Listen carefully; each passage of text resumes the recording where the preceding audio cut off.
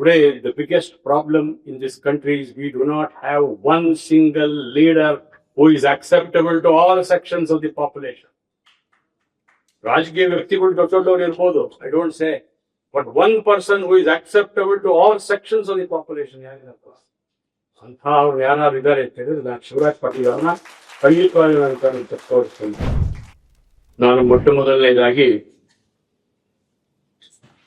ಶ್ರೀ ವಿಶ್ವನಾಥ ಶರ್ಮರಿಗೆ ಹೃತ್ಪೂರ್ವಕವಾದ ಅಭಿನಂದನೆಗಳನ್ನು ಸಲ್ಲಿಸಿದೆ. ಸಾಯಿಗೆ ಬರೆದಂತ ಆತ್ಮಕತೆ ನನಗೆ ಡಾಕ್ಟರ್ ಎಚ್ ಟಿ ಪೋತೆ ಅವರು ಗುಲ್ಬರ್ಗ ವಿಶ್ವವಿದ್ಯಾಲಯದಲ್ಲಿ ಭೇಟಿ ಆದಾಗ ನನಗೆ ಹೇಳಿದ್ರು, ಆಮೇಲೆ ಕೃತಿ ಕೂಡ ನನಗೆ ಕೊಟ್ಟರು.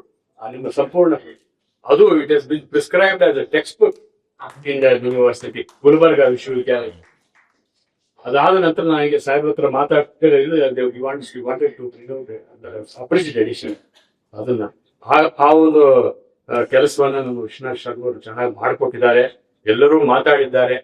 ಶಿವರಾಜ್ ಪಾಟೀಲ್ ಅವರ ಸಾಧನೆ ಬಗ್ಗೆ ಅಂತೂ ನಮ್ಮ ಜಸ್ಟಿಸ್ ಫಣೀಂದ್ರ ಅವರು ಅದ್ಭುತವಾಗಿ ಬಹುಶಃ 1 ಗಂಟೆ ಪೂರ್ತ ಒಂದು ಲೆಕ್ಚರ್ ಮಾಡಿದ್ರು ಕಾಣುತ್ತೆ. ಎಲ್ಲರೂ ಹೊಡಿಲಿಲ್ಲ ಅಷ್ಟೇ, ಅಷ್ಟು ಅದ್ಭುತವಾಗಿ ಇನ್ನೇನು ನಾವು ಪುಸ್ತಕನೇ ತಗೊಳ್ಳೋದು ಬೇಕಿಲ್ಲ ಅನ್ನೋ ಮಟ್ಟಕ್ಕೆ ಹೋಗಿದ್ರು ವಿಚಾರ ತಿಳಿಸಿದ್ರು. ಸರ್, ಇದಕ್ಕೆ ನೀವು ಮಾಡಿರುವ ಅಧ್ಯಯನ ನಮ್ಗೆಲ್ಲ ಮಕ್ಕಳಿಗೆ ಒಂದು ಪಾಠ. ಯಾವತ್ತೇ ನಾವು ನೋಡಿ ಜಸ್ಟಿಸ್ ಶಿವರಾಜ್ ಪಾಟೀಲ್ರು ಮಾತಾಡುವಾಗ ನೋಡಿ, ಅವರು without preparation he doesn't come the mic. ನಾನು ಏನಾದ್ರೂ ಒಂದಷ್ಟಿದ್ರೆ ಗುರ್ತಾಕೊಂಡು ಬರ್ತೇನೆ, ಯಾಕೆಂದ್ರೆ ನಾವ್ ಏನೇನೋ ಅಂದ್ಕೊಂಡಿರ್ತೀವಿ, ಅದನ್ನ ಹೇಳ್ಲಿಕ್ಕೆ ಆಗೋದಿಲ್ಲ. ಹಿಂದೊಂದು ಸರ್ತಿ ನಮ್ದು ಸ್ವಾಮಿಗಳಿದ್ರು, ಸ್ವಾಮಿ ಸುರೇಶಾನಂದ್ ಅಂತ ಅವ್ರು ಹೇಳೋರು, if you cannot say what you want to say in 5 minutes, you cannot say it even if you are given 50 minutes. ಅದರಿಂದ ಯಾವುದನ್ನ ಎಷ್ಟು ಅಲ್ಪ ಸಮಯದಲ್ಲಿ ಹೇಳಲಿಕ್ಕೆ ಸಾಧ್ಯವೋ ಅದನ್ನ ಮಾಡ್ಬಿಡ್ಬೇಕು ಅನ್ನುವಂಥದ್ದು ಬಹಳ ಚೆನ್ನಾಗಿ ಕೃತಿ ಕೂಡ ಮೂಡ್ ಬಂದಿದೆ. ಅದರ ಪ್ರಿಂಟರ್ ನಮ್ಮ ಸ್ವಾಮಿ ಕೃಷ್ಣಮೂರ್ತಿಯವರ ನಾನು ಪೂರ್ವಕವಾಗಿ ಅಭಿನಂದಿಸ್ತೇನೆ. ಯಾಕಂದ್ರೆ ಇವತ್ತು ಪ್ರೊಡಕ್ಷನ್ ಕೂಡ ಬಹಳ ಮುಖ್ಯ. ಮುಟ್ಟಿದ್ರೆ ಅದು ನೋಡೋಣಪ್ಪ, ಓದೋಣ ಅಂತ ಮುಂದೆ ಓದ್ತಾ ಹೋಗ್ಬೇಕು ಅನ್ನುವಂಥ ರೀತಿಯಲ್ಲಿ ತುಂಬಾ ಚೆನ್ನಾಗಿ ಬಂದಿದೆ. ಜಸ್ಟಿಸ್ ಫಣೀಂದ್ರ ಅವರು ಅವರ ಕೆಲವು ಹೈಲೈಟ್ಸ್ ಮಾತ್ರ ನಾನು ಗುರ್ತಾಕೊಂಡೈತೀನಿ, ತಮ್ಮನ್ನು ಬೆಂಚ್ಕೊಡ್ತೇನೆ. ಅವ್ರು ಒಂದು ಮಾತು ಹೇಳಿದ್ರೆ ನನಗೆ ಬಹಳ ಸಂತೋಷ ಆಯ್ತು. Justice Shivaraj Patil is a people's judge. What a great observation. ಜನರ ನ್ಯಾಯಾಧೀಶರಾಗಿದ್ರು ಅನ್ನುವಂಥದ್ದು. ಆಮೇಲೆ ಅವರು ಇದಕ್ಕೊಂದು ಆ ಟೈಟಲ್ ಕೂಡ ಅವರೇ ಸಜೆಸ್ಟ್ ಮಾಡಿದ್ರು. ಸರ್, ನಿಮಗೂ ಕೂಡ ಅಭಿನಂದನೆ. ಇದೊಂದು ಈ ಎಲ್ಲಿಂದ ಇದು ಚಕ್ಕಡಿಯಿಂದ ತಕ್ಕಡಿಯವರೆಗೆ ಅನ್ನುವಂಥದ್ದು ಬಹಳ ಸಾಹಿತ್ಯಿಕವಾಗಿತ್ತು. ತಾವು ನ್ಯಾಯಮೂರ್ತಿಗಳಾಗಿ ಭಾಷಣ ಮಾಡ್ತಾ ಇದ್ದಾಗ ನನಗೆ ನೀವು ನ್ಯಾಯಾಧೀಶರು ನ್ಯಾಯಮೂರ್ತಿಗಳು ಅನ್ನಿಸ್ಲಿಲ್ಲ. ಇವೆಲ್ಲೋ ದೊಡ್ಡ ಸಾಹಿತಿಗಳು ಮಾತಾಡ್ತಾ ಇದ್ದೇನೆ ಅಂತ ನನಗೆ ಅನಿಸ್ತಿತ್ತು. ನಿಮ್ಮಲ್ಲಿ ಆ ಸಾಹಿತಿ ಕೂಡ ಇಷ್ಟು ಜೀವಂತಿದ್ದಾನೆ ಅನ್ನುವಂಥದ್ದು ನನಗೆ ಬಹಳ ಸಂತೋಷದ ಸಂಗತಿ. ನೋಡಿ, ಮಹಾತ್ಮ ಗಾಂಧಿಯವರು ಬರೆದ ಆತ್ಮಕಥೆಗೆ ಈಗ 100 ವರ್ಷ. ಗಾಂಧೀಜಿಯವರ ಆತ್ಮಕಥೆ ಬರೀ ಬಹಳ ಜನ ಒತ್ತಾಯ ಪಟ್ಟಾಗ ಅವರು ಇಲ್ಲ ಬರೆಯೋದಿಲ್ಲ, ಅದೆಲ್ಲ ಪಾಶ್ಚಿಮಾತ್ಯರ ಸಂಪ್ರದಾಯ. ಅದು ಆತ್ಮಕಥೆ, ನಮ್ಮಲ್ಲಿ ಆತ್ಮಕಥೆ ಬರ್ಕೊಳ್ಳುವಂತ ಕೆಲಸ ಭಾರತೀಯ ಸಂಪ್ರದಾಯದಲ್ಲಿ ನಮ್ಮಲ್ಲಿ ಎಲ್ಲೂ ಇಲ್ಲ.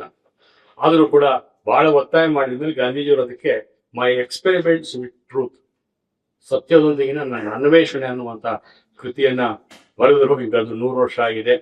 ನಾನು ಯಾಕೆ ಮಾತನ್ನು ಹೇಳ್ತೇನೆ ಅಂದ್ರೆ, ಗಾಂಧೀಜಿಯವರ ಆತ್ಮಕಥೆ ಅವರು ಬರೀದೇ ಹೋಗಿದ್ರೆ ಪ್ರಪಂಚಕ್ಕೆ ಅವರ ಅಂತರಾತ್ಮ ಪರಿಚಯ ಆಗ್ತಿರ್ಲಿಲ್ಲ.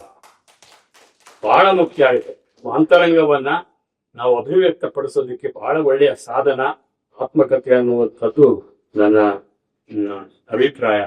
ಈ ಕೃತಿಯಲ್ಲಿ ಶಿವರಾಜ್ ಪಾಟೀಲ್ಜಿಯವರ ಬದುಕಿನ ಪೂರ್ಣ ಸಂದೇಶವನ್ನ ಕೊಟ್ಟಿದೆ ಅನ್ನುವಂಥದ್ದು. ಆಮೇಲೆ ಚಿತ್ರ ಕೂಡ ಎಷ್ಟು ಸೌಮ್ಯವಾಗಿದೆ. Face is the index of mind ಅಂತ ನೋಡಿ, ಆ ಚಿತ್ರ ನೋಡಿದ ಕೂಡ ಎಷ್ಟು ಪ್ರಶಾಂತತೆ ಇದೆ, ಎಷ್ಟು ಒಬ್ಬ ನಿಜವಾದ ಒಬ್ಬ ಸಂತನಲ್ಲಿ ಇರಬೇಕಾದ ಎಲ್ಲ ಲಕ್ಷಣಗಳು ಆ ಚಿತ್ರದಲ್ಲಿ ಕಾಣುವಂಥದ್ದು ಅನ್ನುವಂಥದ್ದು ಸ್ನೇಹಿತರೆ. ಆಮೇಲೆ ಅವರ ಅನುಭವಗಳನ್ನ ಬಹಳ ಚೆನ್ನಾಗಿ ಹಂಚಿಕೊಂಡಿದ್ದಾರೆ. ಇನ್ನೊಂದು ಮಾತು ಬಹಳ ಚೆನ್ನಾಗಿ, ವಿದ್ವಾನ್ ಸರ್ವತ್ರ ಪೂಜ್ಯತೆ. ನಮ್ಮಲ್ಲಿ ವಿದ್ಯೆಗೆ ಕೊಟ್ಟಷ್ಟು ಗೌರವ ಪ್ರಾಯಶಃ ಯಾವ ಸಂಸ್ಕೃತಿಯಲ್ಲೂ ಇಲ್ಲ ಅಂತೇಳಿ ನಾನಾದ್ರೂ ಕೂಡ ಅಂದ್ಕೊಂಡಿದ್ದೇನೆ. ತಾಯಿಯಿಂದ, ತಂದೆಯಿಂದ, ಗುರುಗಳಿಂದ, ಎಲ್ಲರಿಂದಲೂ ಮೌಲ್ಯಗಳನ್ನ ಕಲಿತವರು ಶಿವರಾಜ್ ಪಾಟೀಲ್ ಅನ್ನುವಂಥದ್ದು. ಆಮೇಲೆ ಅವರಲ್ಲಿ ಇರುವಂತಹದ್ದು ಕೃತಜ್ಞತಾ ಭಾವ. Gratitude should become our attitude ಅನ್ನುವ ರೀತಿಯಲ್ಲಿ ಅವ್ರ ಬದುಕನ್ನ ಸಾಧಿಸಿ ಈವರೆಗೆ ನಮ್ಗೆಲ್ಲ ಮಾರ್ಗದರ್ಶನ ಕೊಟ್ಟಿದ್ದಾರೆ. ಆಮೇಲೆ justice should not merely be done, should be manifestly done ಅನ್ನುವ ವಿಚಾರನ ಜಸ್ಟಿಸ್ ಮಣಿಂದ್ರ ಅವರು ಬಹಳ ಚೆನ್ನಾಗಿ ಹೇಳಿದ್ರು. ಯಾಕಂದ್ರೆ any judgment what anything you have to move out of the rule book. ಆ ಹ್ಯೂಮನಿಸ್ಟಿಕ್ ಆಂಗಲ್ ಇಲ್ಲದೆ ಹೋದ್ರೆ ಆ ಜಡ್ಜ್ಮೆಂಟ್ಗೆ ಜೀವ ಇರೋದಿಲ್ಲ, ಅದಕ್ಕೆ ಅರ್ಥ ಇರೋಲ್ಲ ಅನ್ನೋದನ್ನ ಬಹಳ ಚೆನ್ನಾಗಿ ಹೇಳಿದ್ರು. ಅದ್ರಲ್ಲಿ ಇನ್ನೊಂದು ಮಾತು ಹೇಳಿದವರು, you may bend the law but not break it. ಹಾಗಾಗಿ ಸಹಾಯ ಮಾಡ್ಬೇಕಾದ್ರೆ bend the rules but not break the rules. ಅದಕ್ಕೆ ಚಾಣಾಕ್ಷತೆ ಅನುಭವ ಅವೆಲ್ಲವೂ ಕೂಡ ಬೇಕಾಗ್ತದೆ ಅನ್ನುವಂಥದ್ದು. ಇನ್ನೊಂದು ನಾನು ಅವರ ಪ್ರೊಫೆಸರ್ ಶಿವರಾಜ್ ಪಾಟೀಲ್, ಪ್ರೊಫೆಸರ್ ಅಂದ್ರೂ ತಪ್ಪಿಲ್ಲ, ಪ್ರಿನ್ಸಿಪಾಲ್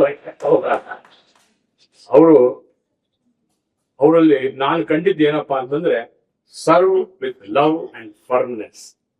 ಪ್ರೀತಿಯಿಂದ ನಾವು ಸೇವೆ ಮಾಡಬೇಕು, ಅಷ್ಟೇ ಅದ್ರ ಜೊತೆಯಲ್ಲಿ ನಾವು we should be firm where we have to be firm ಅನ್ನುವಂಥದ್ದನ್ನ ಅವ್ರ ಬದುಕಿನಲ್ಲಿ ನಮಗೆಲ್ಲ ತೋರಿಸ್ಕೊಟ್ಟಿದ್ದಾರೆ. ನಾನು ಕೃತಿ ಬಿಡುಗಡೆ ಅಂತ ಇಲ್ಲೆಲ್ಲೋ ಬಂದ್ಬಿಟ್ಟಿತ್ತು. ಇನ್ನೊಂದು ಸರ್ತಿ ಇಲ್ಲ ಲೋಕಾರ್ಪಣೆ ಅಂತ ಇಲ್ಲಿದೆ, ಯಾರೋ ಅನ್ನುವಾಗ ಕೃತಿ ಬಿಡುಗಡೆ ಅಂತ ಹೇಳಿದ್ರು. ಹಿಂದೆ ನಮ್ದೊಂದು ಪುಸ್ತಕ ಬಿಡುಗಡೆ ಆಗುವಂತ ಸಂದರ್ಭದಲ್ಲಿ ಜಸ್ಟಿಸ್ ರಾಮಾಜೋಯಿಸ್ರಿ ಬಿಡುಗಡೆ ಅಂತ ಬಳಸಬೇಡಿ, ಲೋಕಾರ್ಪಣೆ ಅಂತ ಬಳಸಿ ಅಂತ.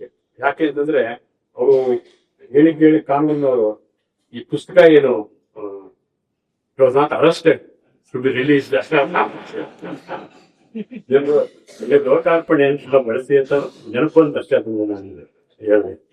ಸ್ನೇಹಿತರೆ, ಡಾಕ್ಟರ್ ಶಿವರಾಜ್ ಪಾಟೀಲ್ ಅವರು ನಾನಂತೂ ಕಂಡುಕೊಂಡ ಹಾಗೆ ನಮ್ಮ ನಾಡಿನ ಸಾಕ್ಷಿ ಪ್ರಜ್ಞೆಯಾಗಿದ್ದಾರೆ. Is our conscience keeper. ನಮ್ಗೆಲ್ಲರೂ ಓನ್ ಮಾಡೋದು. ಯುವಕರು ನಾನು ಕೇಳ್ಕೊಳ್ಳೋದಿಷ್ಟೇ, ದಯಮಾಡಿ ಅವರ ಕೃತಿಯನ್ನು ಓದಿ.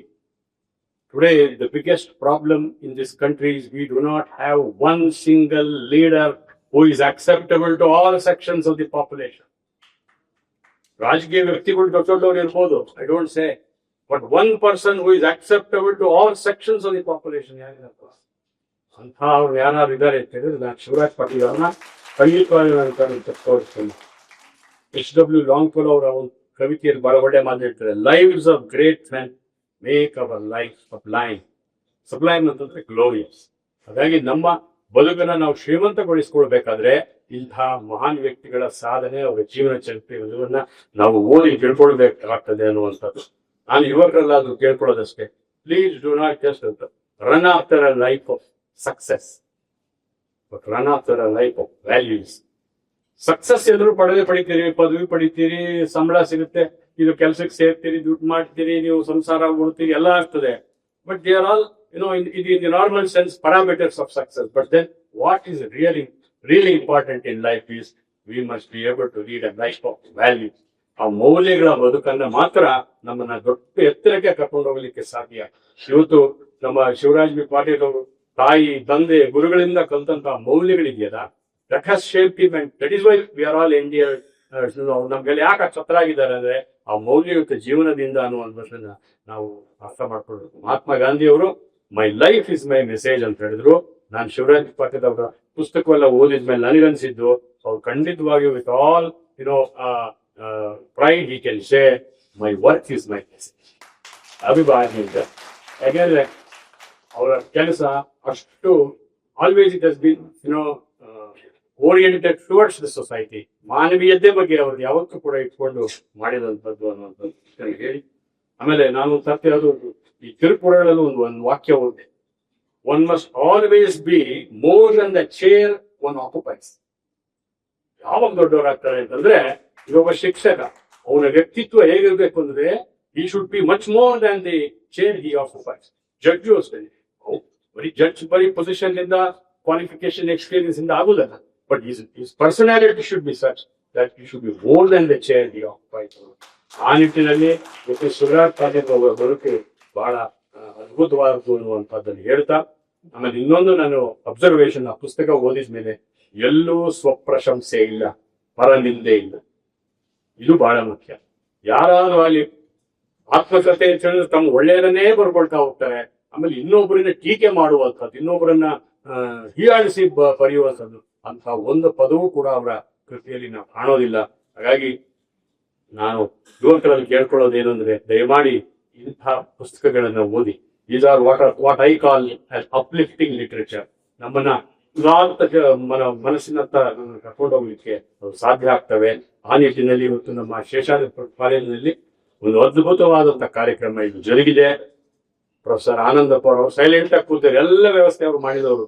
ಹಾಗೆ ನಮ್ಮ ಕನ್ನಡ ವಿಭಾಗದ ಎಲ್ಲ ನಮ್ಮ ಪ್ರೊಫೆಸರ್ಸ್ ಎಷ್ಟು ಪ್ರೀತಿಯಿಂದ ವಿದ್ಯಾರ್ಥಿಗಳು ಎಲ್ಲರೂ ಕೂಡ ಈ ಕಾರ್ಯಕ್ರಮ ಅಂದ ಮಾಡ್ಕೊಟ್ಟಿದ್ದಾರೆ, ಚಂದ ಮಾಡ್ಕೊಟ್ಟಿದ್ದಾರೆ. ಆಮೇಲೆ ಇವರು ಅಭಿಮಾನಿಗಳು ಎಷ್ಟೋ ಜನ ಬಂದಿದ್ದೀರಿ. ನೀವು ನಮ್ಮ ಲಕ್ಷ್ಮೀನಾರಾಯಣಪ್ಪನವರು, ನಮ್ಮ ಶಿವರಾಜ್ ಪಾಟೀಲ್ ಅವರ ಜೂನಿಯರ್ ಆಗಿದ್ದಂಥವ್ರು, ಇಂಥವರೆಲ್ಲರೂ ನೋಡಿ ಎಷ್ಟು ಪ್ರೀತಿಯಿಂದ ಹೃದಯ ತುಂಬಿಕೊಂಡು ಇಲ್ಲಿ ಎಲ್ಲರೂ ಬಂದಿದ್ದೀರಿ. ನಮ್ಮ ಗಂಗಾಧರ್ ಅವರು ಕೂಡ ಇಲ್ಲಿ ಕೂತಿದ್ದಾರೆ. ನಾನು ಏನ್ ಖುಷಿ ಅಂತ ಹೇಳಿದ್ರೆ, ಇಂತಹ ಒಂದು ಶುದ್ಧ ಪ್ರೀತಿ ಸಂಪಾದನೆ ಮಾಡೋದು ಇದೆಯಲ್ಲ, ಇದೇ ಜೀವನ. ನಮಸ್ಕಾರ.